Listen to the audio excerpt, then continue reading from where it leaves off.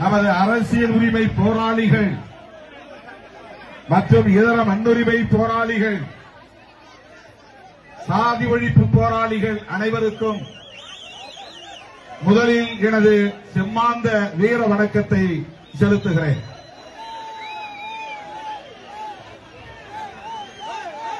ஆண்டுதோறும் நாம் இங்கே கூடுவது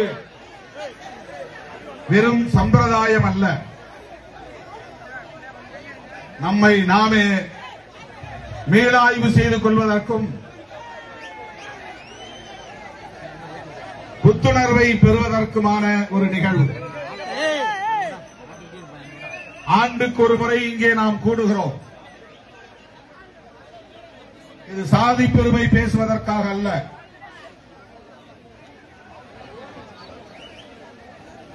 இறந்தவர்களுக்கு வீரவணக்கம் செலுத்துகிற வெறும் சம்பிரதாய நிகழ்வு அல்ல.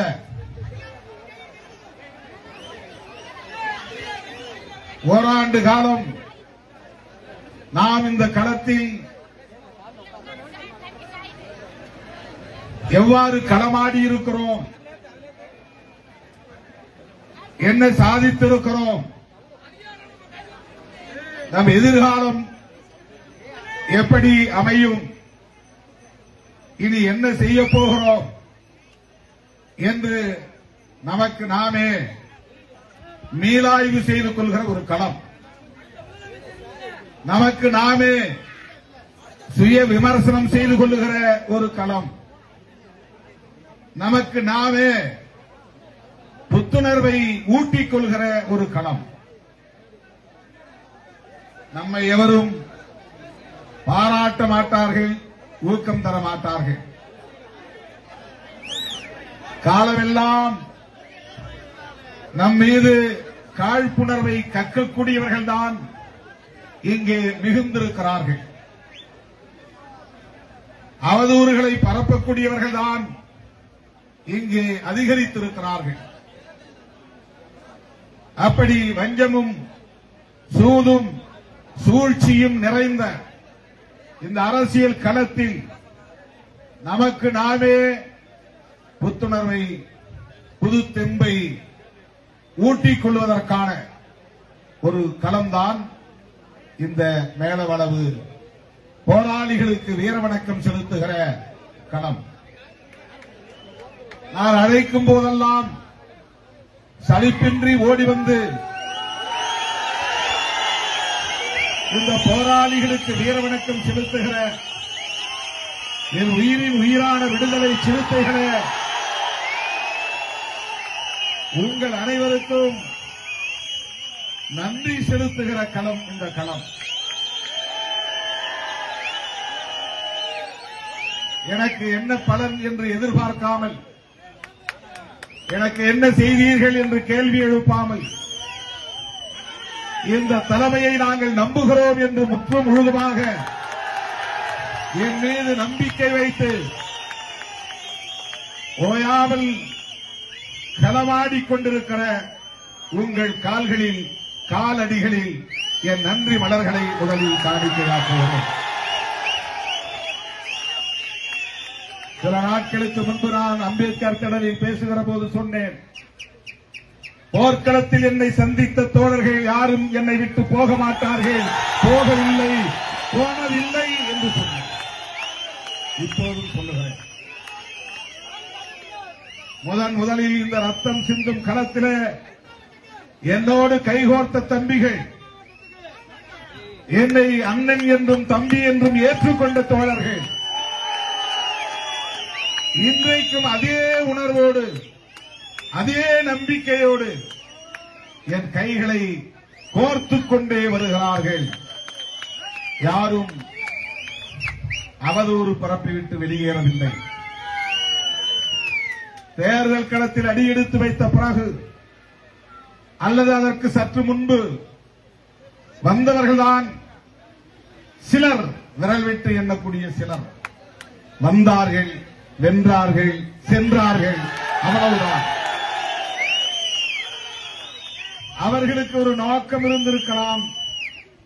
அந்த நோக்கம் நிறைவேறாத போது இந்த தலைமைக்கு எதிராகவும் கட்சிக்கு எதிராகவும் சில கருத்துக்களை அவதூறுகளாக பரப்பிவிட்டு போகிறார்கள். ஆனால் அது எடுபடாது என்பதை இந்த மேலூர் வட்டாரமே நமக்கு உணர்த்திக் கொண்டிருக்கிறது.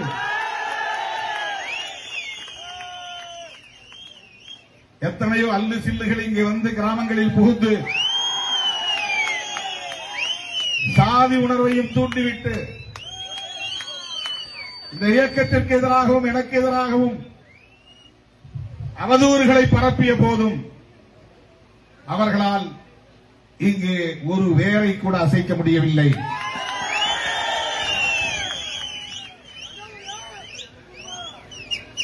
நாம் உயிரோடு இருக்கும் போதே சில சில்லறைகள் என்ன பேசுகின்றன என்றால், மேலவளவுக்கும் திருமாவளவனுக்கும் என்ன சம்பந்தம் என்று கேள்வி எழுப்புகிறார்கள். மேலவளவு முருகேசன் அவர்கள் செருப்படி கொடுப்பது போல் பதிலடி கொடுத்தார். இப்படி பேசுகிறவர்கள் யாரென்றே எங்களுக்கு தெரியாது. சிறுத்தைகள் தான் எங்களுக்கான ஒரே பாதுகாப்பு அரண் என்று பதிலடி கொடுத்தார். இப்படி நாம் விழித்திருக்கிற போதே, உயிர்ப்போடு இருக்கிற போதே திரிபுவாதம் பேசுகிற கும்பலும் இங்கே இருக்கத்தான் செய்கின்றன.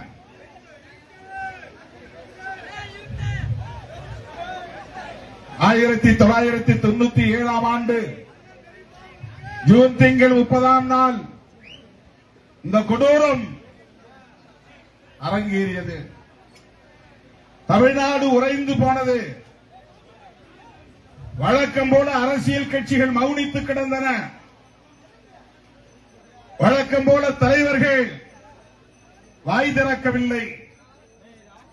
ஒரு கண்டனம் கூட இல்லை. இதுதான் 97 இருந்த நிலை. ஆனால் இன்றைக்கு தமிழ்நாடு முழுவதும் தலித்துகளின் அரசியல் விரிவாக பேசப்படுகிறது. அதி உச்சமாக ஒரு தலித் முதலமைச்சர் வேட்பாளராக இங்கே அறிவிக்கப்படுகிறார் என்கிற நிலை எட்டியிருக்கிறது. 97 இருந்த நிலை என்ன? 2026 இந்த 29 ஆண்டுகளில் ஏற்பட்டிருக்கிற மாற்றம் என்ன? தமிழ்நாட்டில் ஒரு தலித் ஏன் முதலமைச்சராக கூடாது என்கிற விவாதத்தை எழுப்புகிற அளவுக்கு, ஏன் இன்னும் குறிப்பாக திருமாவளவன் ஏன் முதலமைச்சராக கூடாது என்று விவாதிக்கிற அளவுக்கு தமிழக அரசியல் தலைகீழாக மாறியிருக்கிறது என்றால் அதுதான் சிறுத்தைகளின் சாதனை, திருமாவளவனின் சாதனை.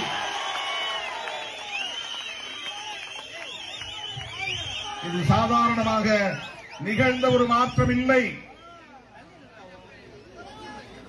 இன்றைக்கு எந்த துறையிலும் தலித்துகளை பற்றி பேச முடியும், பேச வேண்டும், பேசியாக வேண்டும் என்கிற ஒரு வரலாற்று கட்டாயம் நிகழ்ந்திருக்கிறது என்றால் இது ஒரு பண்பு மாற்றம், பரிணாம வளர்ச்சி. அகநிலையிலும் புறநிலையிலும் ஏற்படுகிற மாற்றத்தால் தான் ஒரு பண்பு மாற்றம் நிகழ முடியும். அளவு மாறுபடுகிற போதுதான் தன்மை மாறுபடும். அன்றைக்கு இந்த களத்திலே மேலவளவு முருகேசனோடு 7 பேர் வெட்டுண்டு மாண்டார்கள். அவர்கள் நினைத்தது வெறும் மேலவளவு முருகேசன் மட்டும்தானே. அவன் தலையை வெட்டி உருட்டலாம், கால்பந்து விளையாடலாம், எவன் கேட்க போகிறான் என்ற இருமாப்பு இருந்தது. இதோ இருக்கிறார்கள் சிறுத்தைகள் என்பதற்கு களத்திற்கு வந்தவர்கள் தான். அன்றைக்கு திருமாவளவரோடு களத்தில் நின்றவர்கள் சில 10 பேர் இருக்கலாம், ஒரு 100 பேர் இருக்கலாம். அன்றைக்கு இலக்காரமாக அவர்கள் பார்த்திருக்கலாம். மேலவளவு முருகேசன் உள்ளிட்ட தோழர்களின் திரு உடல்களுக்கு மலர் வளையம் வைத்து அஞ்சலி செலுத்துவதற்கு நான் வேலூரை நோக்கி வந்தபோது வேலூர் காவல் நிலையத்திற்கு அருகே காவல்துறையினர் என்னை தடுத்து விட்டார்கள். மேலவளவுக்கு போகக்கூடாது என்றார்கள், அஞ்சலி செலுத்தக்கூடாது என்றார்கள். எங்கள் கைகளில் 7 மாலைகள் இருந்தன. டிஐஜி கணேசன் என்று இருந்தார். மாவட்ட காவல் கண்காணிப்பாளர் AK விஸ்வநாதன் ஆயுத படைகளோடு நின்று கொண்டிருந்தார். அந்த நேரத்தில் நான் எடக்கு முடக்காக நடந்து கொள்ளவில்லை, முரட்டுத்தனமாக நடந்து கொள்ளவில்லை,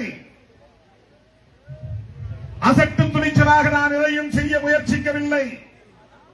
டிஐஜி கணேசன் அவர்களை அழைத்து சொன்னேன், அனுமதிப்பீர்களா மாட்டீர்களா என்று கேட்டேன்.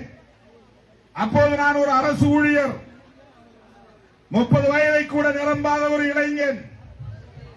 என்னோடு சில 100 பேர், 100க்கும் குறைவானோர் தான் நின்று கொண்டிருந்தார்கள்.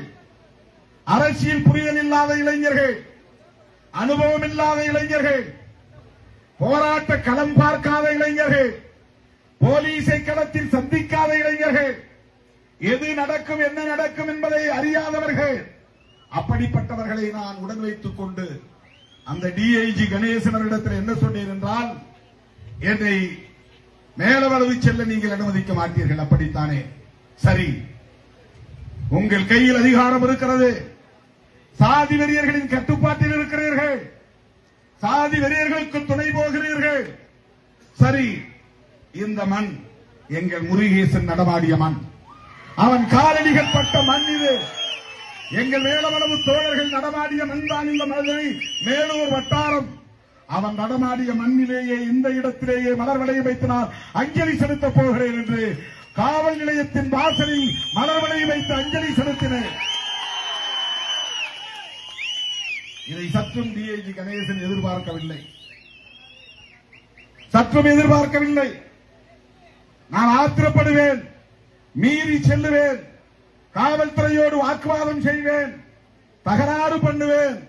அதனால் சாதி வெறியர்களுக்கும் சிறுத்தைகளுக்கும் மோதல் நடக்கும், கலவரம் நடக்கும், கல்வீச்சு நடக்கும், சட்டம் ஒழுங்கு பாதிக்கும் என்றெல்லாம் அவர்கள் கற்பனை செய்திருக்கலாம், அச்சப்பட்டிருக்கலாம். நான் அந்த இடத்தில் சாதுரியமாக, எங்களை நீங்கள் அனுமதிக்கவில்லை, அதற்காக நாங்கள் வீம்பு செய்ய மாட்டோம், வீண் நம்பு வளர்க்க மாட்டோம். என் தோழர்கள் நடமாடிய மண், அவர்களின் காலடிகள் பட்ட மண், மேலூர் நகர வீதிகளில் இருக்கிற மண். இந்த இடத்தில் நான் அஞ்சலி செலுத்துகிறேன் என்று 7 மாலைகளையும் அந்த இடத்தில் வைத்து அந்த இடத்தில் நின்று வீர வணக்கம் செலுத்திவிட்டு நான் மதுரைக்கு திரும்பினேன். அவர்கள் நினைத்திருக்கலாம் இவர்கள் பலவீனமானவர்கள், அவர்கள் நினைத்திருக்கலாம் இவர்களால் காவல்துறையை எதிர்க்கிற வலிமை பெற்றிருக்கவில்லை, இவர்களுக்கு அந்த வலிமை இல்லை. அவர்கள் நினைத்திருக்கலாம், சாதி வெறியர்கள் நினைத்திருக்கலாம், திருமாவளவன் பயந்து பின்வாங்கி போய்விட்டான் என்று. ஆனால் விடுதலை சிறுத்தைகள் விஸ்வரூபம் எடுத்தோம். அந்த படுகொலைக்கு பிறகு என்ன செய்வது என்று கூடினோம், தல்லாகுளத்தில் உட்கார்ந்து பேசினோம். அதன் அடிப்படையில் தான் சென்னையில் மாபெரும் பேரணி அறிவிக்கப்பட்டது. அதன் அடிப்படையில் தான் நாடு தழுவிய பந்த் அறிவிக்கப்பட்டது. மதுரை மண்ணில் இருந்துதான் அந்த முழு அடைப்பு போராட்டத்தை அறிவித்தோம். மதுரையை தாண்டி இயக்கவில்லை, இன்னும் சொல்ல போனால் வேலூர் வட்டாரத்தை தாண்டி இயக்கவில்லை. அப்படிப்பட்ட நிலையில் நான் எடுத்த முடிவு முழு அடைப்பு போராட்டம்.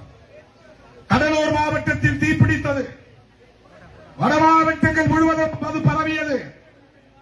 முழு அடைப்பு போராட்டம்.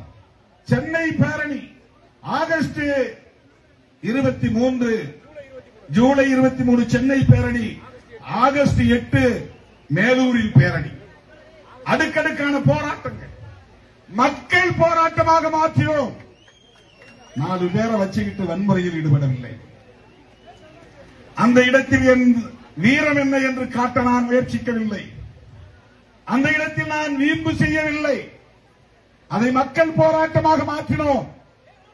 அப்போது என்னுடன் இந்த தம்பிகள் மட்டும்தான் இருந்தார்கள். இப்போது இருக்கிற பெரிய ஆளுமைகள் கூட என்னோட அப்போது இல்லை. இப்போது இருக்கிற முன்னணி பொறுப்பாளர்கள் கூட என்னோடு இல்லை. மேலூர் தம்பிகளை மட்டுமே வைத்துக் கொண்டு இயக்கத்தை முன்னெடுத்து சென்றவன் திருமாவளவன். அந்த மலைச்சாமி கூட இருந்தவங்க கூட எல்லாரும் போயிட்டாங்க, யாரும் கூட கிடையாது. ஒரு ஆள் இல்லை மேலூர்காரங்களை தவிர. மேலூர்கார தம்பிக 10 பேர். இன்னைக்கு முத்துக்குமார் நம்ம இடத்திலே இல்லை. அந்த தம்பிக்கு இந்த நேரத்தில் நான் வீரவணக்கம் செலுத்துகிறேன். அவருடைய இல்லத்திற்கும் செல்ல இருக்கிறேன்.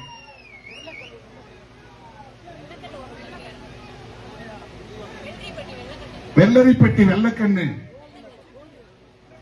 இவர்கள் எல்லாம் அந்த காலத்தில் என்னோடு இருந்த தம்பிகள். கள அனுபவம் இல்லாதவர்கள், அரசியல் அனுபவம் இல்லாதவர்கள், சாதி அரசியலை பற்றி தெரியாதவர்கள். இந்த 10-20 பேரை வைத்துக் கொண்டுதான் இந்த இயக்கம் வெகு மக்கள் இயக்கமாக பரிணமித்தது. சும்மா நிகழ்ந்து விடுவதில்லை. வெறும் சாதி உணர்வால் ஒரு இயக்கம் வளர்ந்து விடாது. வெறும் சாதி உணர்வு மட்டுமே ஒரு அரசியல் இயக்கத்தை 1/4 நூற்றாண்டு காலத்திற்கு தக்க வைத்துக் கொள்ளாது. அவ்வப்போது காலத்திற்கு ஏற்ப நாம் நகர்த்திய காய்கள், நாம் எடுத்த முடிவுகள், நாம் சேர்த்துக் கொண்ட உறவுகள், இந்த அடிப்படையில் தான் இன்றைக்கு மேலவளவுக்கு இடதுசாரிகளும் வந்து வீரவணக்கம் செலுத்துகிற ஒரு மாற்றம் நிகழ்ந்திருக்கிறது. தோழர்களே, அன்றைக்கு மேலவளவு முருகேசன் விடுதலை சிறுத்தையாய் தன்னை அடையாளப்படுத்திக் கொள்ளவில்லை. அவர் திராவிட முன்னேற்ற கழக தொண்டராகத்தான் இருந்தார். அதுவும் நமக்கு தெரியும். என்னிடத்தில் வந்து பேசுகிற போதே அப்படித்தான் சொன்னார். புலிப்பட்டி, கம்மாப்பட்டி வையங்கருப்பன் அவர்தான் முதல்ல வேட்பாளரா நம்ம கட்சி சார்பில் நிக்கிறேன்னு விரும்பினார். வையங்கருப்பன் அவர் நிக்க வேண்டாம், நான் நிக்கிறேன் அப்படின்னு வந்து சொன்னார் முருகேசன். நான் சொன்னேன், மந்தையில தீர்மானம் போட்டிருக்காங்களே, உனக்கு பயம் இல்லையான்னு கேட்டேன். ஆனா சமுதாயத்துக்காக என் தலையே போனாலும் கவலைப்படல. இந்த நூற்றாண்டில் நான் பார்த்த ஒரே மாவீரன் மேலவளவு முருகேசன் தான். நான் சந்தித்த மாவீரன். சாதி வெறியர்களின் அச்சுறுத்தலையும் மீறி என் தலை போனாலும் அந்த அரசியல் உரிமையை நான் பாதுகாப்பேன் என்று என்னிடத்தில் சொன்னவன் மேலவளவு முருகேசன். மறுபடியும் கேட்டேன். அவதான் வந்து தலையை எடுத்துருவோம்னு சொல்றாங்களே, ஏன்பா இந்த வீண் முயற்சி? ஏன்னா அப்ப தேர்தல் புறக்கணிப்பில் ஈடுபட்டிருந்த இயக்கம் இந்த இயக்கம். அதனால எனக்கு பெரிய ஆர்வம் இல்லை. அப்ப ஆற்றல் அரசு தான் சொன்னார், நாம எலெக்ஷன் நிக்கலன்னா அதுக்காக நம்ம சமுதாயத்தை சார்ந்தவர்கள் நெருக்கடியில் இருக்கும்போது நாம ஏதாவது முடிவெடுத்துதானே ஆகணும். தம்பி ஆற்றல் அரசு சொன்னார். சக்திவேல், அப்ப அவர் பேரு சக்திவேல். நாம் தேர்தல் களத்திலே இல்லாவிட்டாலும் தேர்தலில் போட்டியிடுகிறவர்களுக்கான பாதுகாப்பை யார் முன்னெடுப்பது? அப்போது நான் சொன்னேன், நீங்க போய் போட்டியிடுங்க, இந்த இயக்கம் உங்களுக்கு துணையாக இருக்கும் என்று சொன்னேன். களத்தில் போய் நில்லுங்க. தமிழேந்தி இப்போ இருக்கிறார், தமிழேந்தி அவங்க எல்லாமே நேரடியாக களத்துக்கு வந்து நின்று 10 நாள் நின்று ஓட்டு கேட்டாங்க. தேர்தல் பிரச்சாரத்தில் ஈடுபட்டார்கள். எல்லோருடைய பெயரும் இங்கே சொல்ல நேரமில்லை. தோழர்களே, அப்படி எந்த பின்புலமும் இல்லாமல் இந்த களத்தில் சாதி வெறியர்கள் ஒருபுறம், அடக்குமுறை அதிகாரம் பெற்றிருக்கிற அதிகார வர்க்கம் ஒருபுறம், ஆட்சியாளர்கள் அல்லது அரசியல்வாதிகள் ஒருபுறம், இப்படிப்பட்டவர்களின் ஒடுக்குமுறைகளை தாக்கு பிடித்து நின்று இன்றைக்கு நான் அடிக்கடி மேடையில் சொல்லுவது போல், எங்களை ஓரங்கட்ட பார்த்தாலும் ஒதுக்கி வைக்க பார்த்தாலும் நாங்களே மையம் என்பதை நிரூபிப்போம். நிறுவனமானதா இல்லையா? 2 சீட்டு என்று கிண்டல் செய்கிறவனுக்கு அந்த 2 சீட்டினுடைய அருமை என்ன என்று இன்னும் 10 நாள் நின்று ஓட்டு கேட்டார். தேர்தல் பிரச்சாரத்தில் ஈடுபட்டார்கள். எல்லோருடைய பெயரும் இங்கே சொல்ல நேரமில்லை.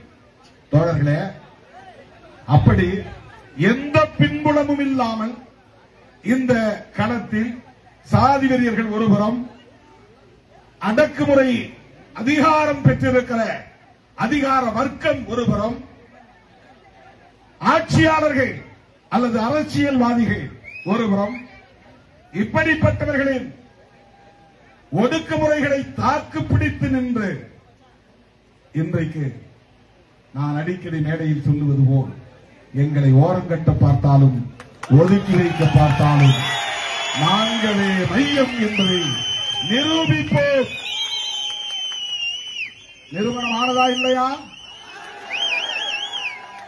2 சீட்டு என்று கிண்டல் செய்கிறவனுக்கு அந்த 2 சீட்டினுடைய அருமை என்னவென்று அப்போதுதான் தெரிந்திருக்கும்.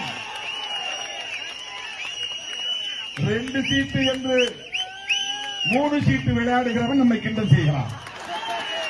3 சீட்டு கும்பல்.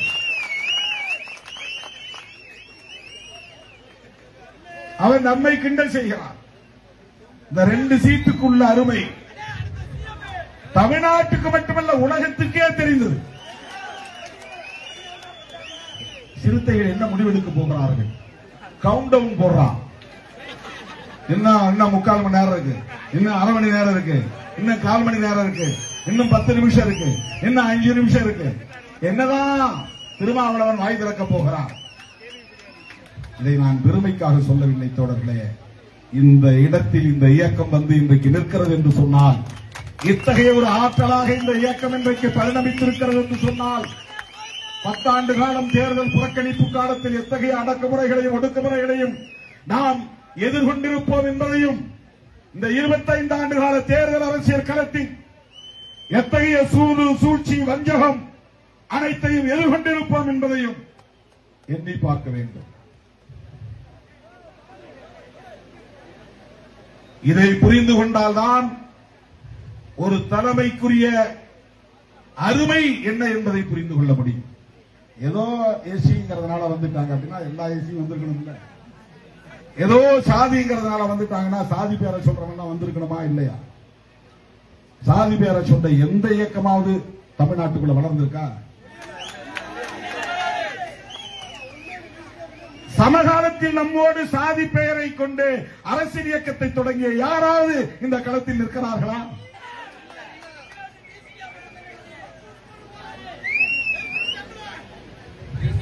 தோழர்களே, இன்றைக்கும் நான் சொல்லுகிறேன், அடித்து சொல்லுகிறேன், சிறுத்தைகள் இல்லாமல் தமிழ்நாடு அரசியல் இயங்காது. ஆணவத்தோடு சொல்லவில்லை, தமிழ்நாடு அரசியலில் நாடி பிடித்து சொல்லுகிறேன். ஜோசியம் சொல்லவில்லை, தீர்மானிக்கும் ஆற்றல் இருப்பதனால் சொல்லுகிறேன். தமிழ்நாட்டில் யாரும் சொல்லல. தேர்தல் முடிவுக்கு பிறகு இங்கே தொங்கு சட்டசபை உருவாகும் என்பதை சொன்னவர் திருமாவளவன். நடந்ததா இல்லையா? ஆட்சி அமைப்பதற்கு சிலருக்கு சில தொகுதிகள் தேவைப்படும், சில எண்ணிக்கை தேவைப்படும். அப்படி ஒரு நிலை உருவாகும் போது நான் சட்டமன்றத்தில் இருக்க வேண்டும் என்று விரும்புகிறேன். அதனால் காட்டுமன்னார் கோவிலில் நான் போட்டியிடப் போகிறேன் என்ற முடிவை தேர்தலுக்கு முன்பே சொன்னேன்.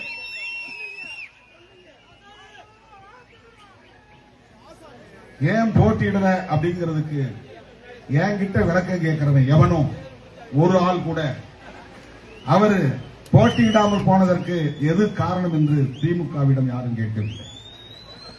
திமுக தலைவர்கிட்ட கேட்க வேண்டியதானே? பத்திரிகையாளர்கிட்ட பார்த்து நான் கேட்கிறேன். எல்லா அரசியல் கட்சிக்குள்ள இருக்கிற பிரச்சனைக்கும் திருமாவளவன் தான் பதில் சொல்லணும்னு எதிர்பார்க்கிறான். 1 மணி நேரத்துக்கு ஒரு தடவை வந்து பைக் நீட்டுறாங்க, ஏர்போர்ட்ல இறங்கினா வந்து நீட்டுறாங்க, ஹோட்டல்ல இருந்து வெளியே வந்தா நீட்டுறாங்க, இப்ப விடுதலை களத்துல இருந்து வெளியே வந்தா நீட்டுறாங்க. ரொம்ப ஈஸியா அக்சஸ் பண்ண முடியுது. அது மட்டும் கிடையாது, திருமாவளவன் வாயிலிருந்து எதையாவது புடுங்கணும், எதையாவது வாங்கணும், எதையாவது சொல்ல வைக்கணும். அதை வச்சுட்டு ஏதாவது டிபேட்டுக்கு தலைப்பு எடுத்துக்கணும். டிவியில தினந்தோறும் ஒரு டிபேட் நடத்தணும், அது கட்டாயமாகி போச்சு.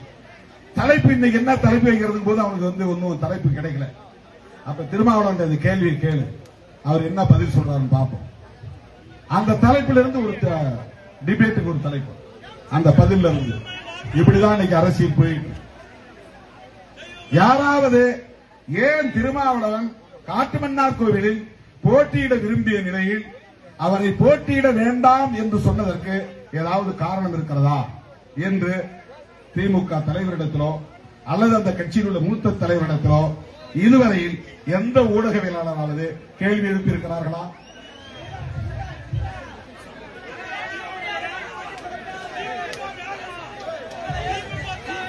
சிட்டிங் எம்எல்ஏவுக்கு ஏன் சீட்டு கொடுக்கல? இதை ரிப்பீட் வைக்கலாம்.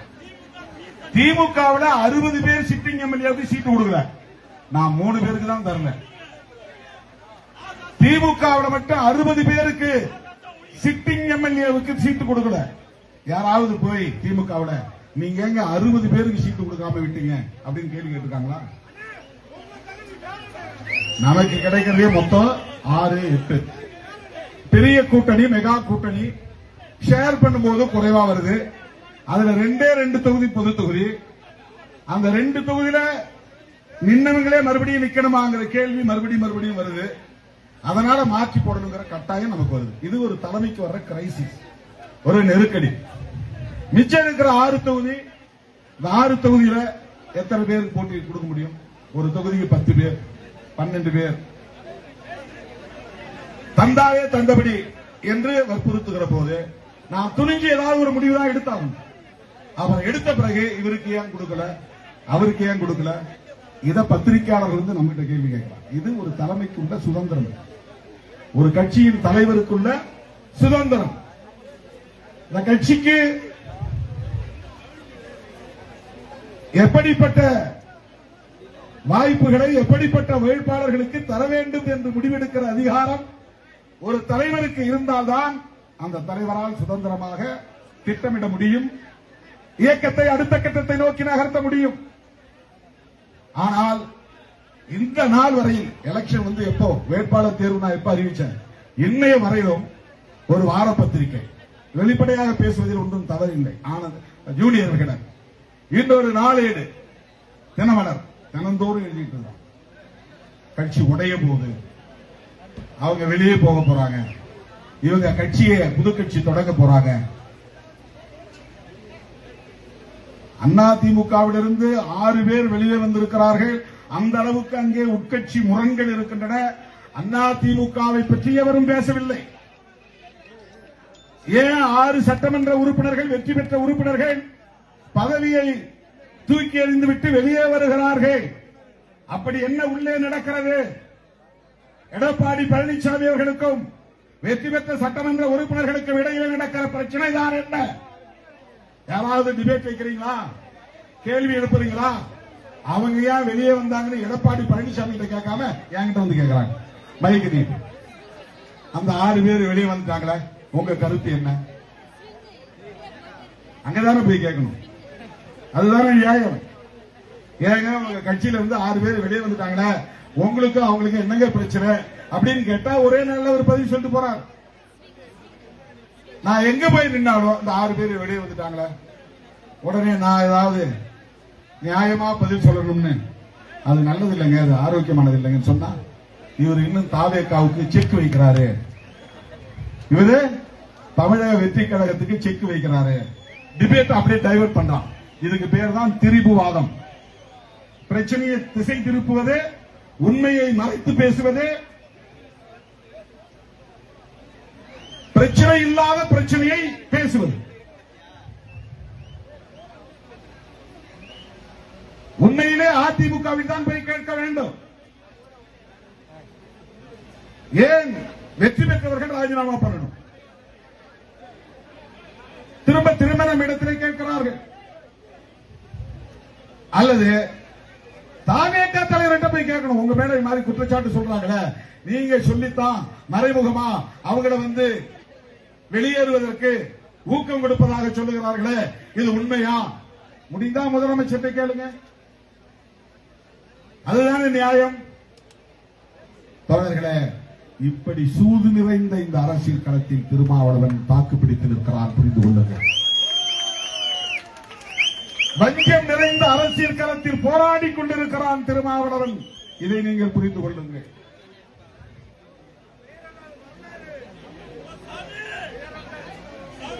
இருபத்தி 4 மணி நேரம் தாமதமாச்சான். கம்யூனிஸ்ட் சொன்ன மாதிரி உடனே ஏன் கொடுக்கல, எங்களுக்குன்னு ஒரு கட்சி இருக்குது, எங்க கட்சியில் உயர்நிலை குழு இருக்கு, முன்னணி பொறுப்பாளர்கள் இருக்கிறாங்க, அவங்களோட கலந்து பேசுறோம். ஒவ்வொருத்தருக்கும் ஒவ்வொரு கருத்து இருக்கும், அதையெல்லாம் சீர் செய்யணும், சரி செய்யணும். ஜனநாயக பூர்வமாக ஒரு விவாதத்தை நடத்தி முடிவெடுப்பதற்கு ஒரு கட்சி தலைவருக்கு உரிமை உண்டா இல்லையா? ஆனால் உடனே என்ன பேசுறாங்கன்னா, திரைமறைவுல பேரம் நடக்குது. இப்ப கூட 2 நாளைக்கு முன்னாடி பேசுறாங்க, திருமாவளவன் போய் தாவேகாவுக்கு அழுத்தம் கொடுக்கிறாரு. என்ன அழுத்தம்னா, எங்களுக்கு SC/ST டிபார்ட்மெண்ட்லாம் வேண்டாம், எங்களுக்கு இதை விட நல்ல டிபார்ட்மெண்ட் கொடுங்க, போர்ட்போலியோ கொடுங்க அப்படின்னு நான் கேட்டேன். அந்த மாதிரி ஒரு பேச்சே நடக்கவில்லை.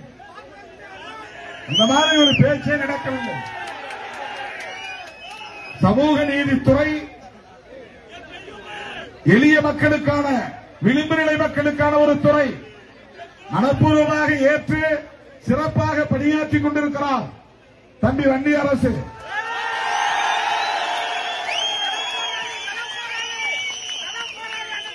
அதை பொறுத்துக் கொள்ள முடியவில்லை, பலரால் அதை சகித்துக் கொள்ள முடியவில்லை. உடனே நான் வேற தொகுதி, வேற துறை கேட்கிறேன், வேற போர்ட்போலியோ, வேற இலாக்கா, அப்படி பேச்சே இல்லை. என்ன முதலமைச்சர் பொறுப்பேற்ற பிறகு திரு விஜய் அவர்கள் வேளச்சேரியில பேசிய போதே எனக்கு இடைத்தேர்தல் நிற்கிற விருப்பம் எல்லாம் இல்ல, அந்த எண்ணமே எனக்கு கிடையாது, நான் அமைச்சரவையிலும் சேர மாட்டேன், இடைத்தேர்தலிலும் நிற்க மாட்டேன் என்பதை எப்போதே முடிவெடுத்து விட்டேன். ஆனா ஒரு பத்திரிகையில் திரும்ப திரும்ப எழுதுகிறார்கள். என்ன எழுதுகிறார்கள் என்றால், திருமாவளவன் திருச்சி கிழக்கில் நிற்கிறதுக்கு அழுத்தம் கொடுக்கிறாரு. எங்க போய் அழுத்தம் தெரியல, அழுத்தம் கொடுக்கிறார். அந்த எண்ணமே இல்லை, அப்படி ஒரு நோக்கமே இல்லை. இதையெல்லாம் படிக்கிற நீங்கள் ஒருவேளை இருக்குமோ நினைப்பீங்க, நினைக்க மாட்டீங்க. எதுக்கு திருமாவளவன் திரும்ப திரும்ப விளக்கம் சொல்றாருன்னு கேட்கலாம். உங்களுக்கு சொல்லையா, உங்களுக்கு ஏன் நான் விளக்கம் சொல்லணும்? என்னை நம்புகிற என் தம்பிகளுக்கு, என் உயிரின் உயிரான விடுதலை சிறுத்தைகளுக்கு நான் விளக்கம் சொல்ல கடமைப்பட்டவனாக இருக்கிறேன். நான் டிரான்ஸ்பரண்டா இருக்கணும். இப்படித்தான் 40 ஆண்டு கால பொது வாழ்க்கை நகர்ந்திருக்கிறது. 3 மணி நேரம் தான் நான் அவர்களை விட்டு பிரிந்து உறங்குகிறேன். 4 மணி நேரம் தான். 20 மணி நேரமும் என்னை சுற்றிதான் இயக்கத்தோழர்கள் இருக்கிறார்கள். அப்படி வெளிப்படையான ஒரு பொது வாழ்க்கை. ஆகவே இந்த அரசியலிலும் ஒரு வெளிப்படைத்தன்மை, அதற்காக நான் விளக்கம் தருகிறேன். தோழர்களே, இன்றைக்கு தமிழகத்தில் ஒரு சமூக அடையாளத்தை கொண்டிருந்தாலும், புரட்சியாளர் அம்பேத்கரின் கொள்கைகளை உயர்த்தி பிடித்தாலும், அனைத்து தரப்பு மக்களுக்குமான ஒரு பேரியக்கம் என்கிற ஒரு அங்கீகாரத்தை நாம் பெற்றிருக்கிறோம். நீங்கள் நெஞ்சுயர்த்தி நீர் நடை போடலாம். இந்த இயக்கம் அனைத்து தரப்பு மக்களுக்குமான இயக்கம், தமிழ்நாட்டு மக்களுக்கான இயக்கம். அந்த அடிப்படையில் தான் வருகிற ஆகஸ்ட் 17 எனது பிறந்த நாளில் தமிழ் தேசிய எழுச்சி மாநாட்டை நாம் நடத்துகிறோம்.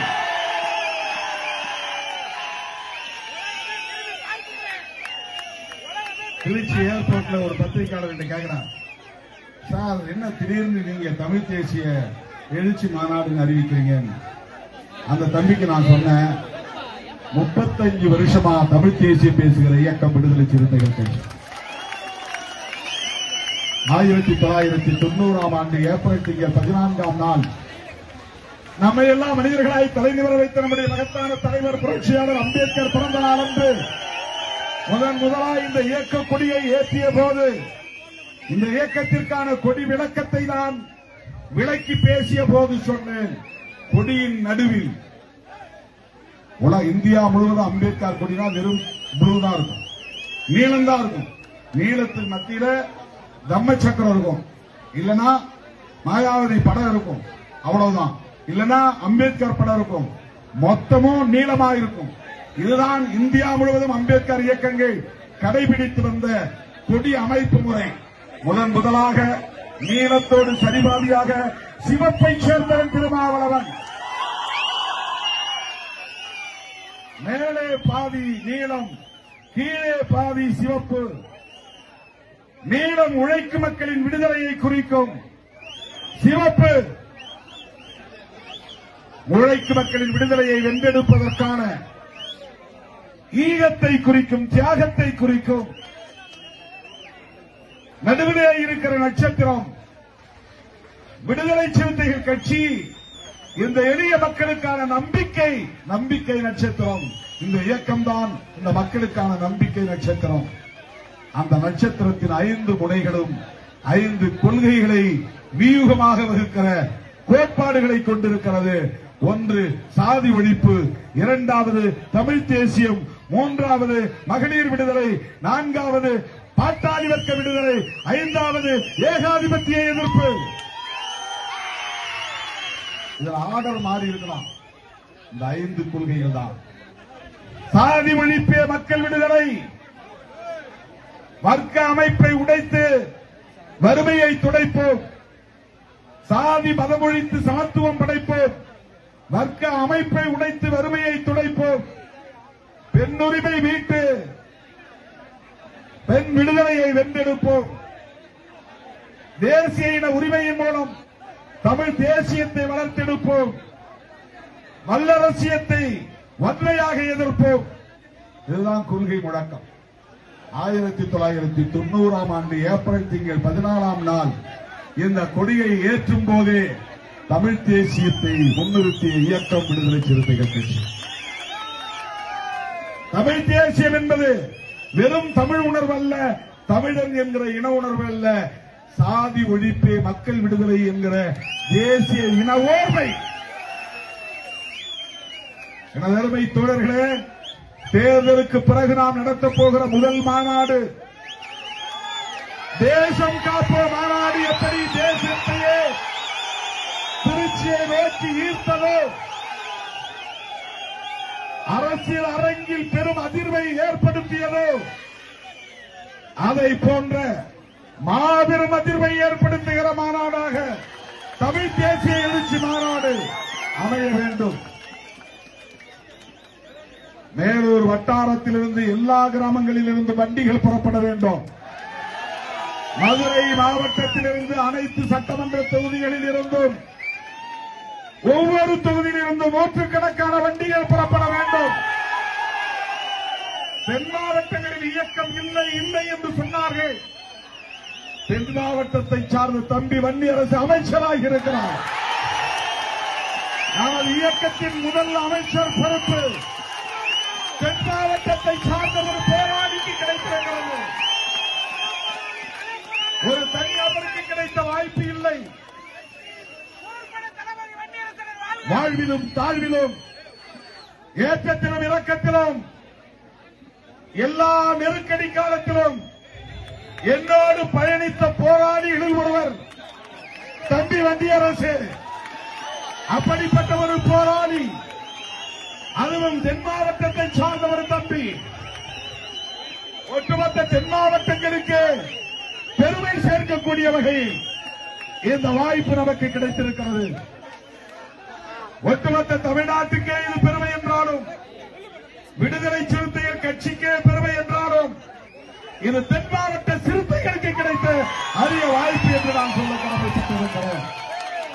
இந்த நேரத்தில் ஒன்றை நாம் சொல்லியாக வேண்டும். தமிழ்நாட்டு அரசியல் வரலாற்றில்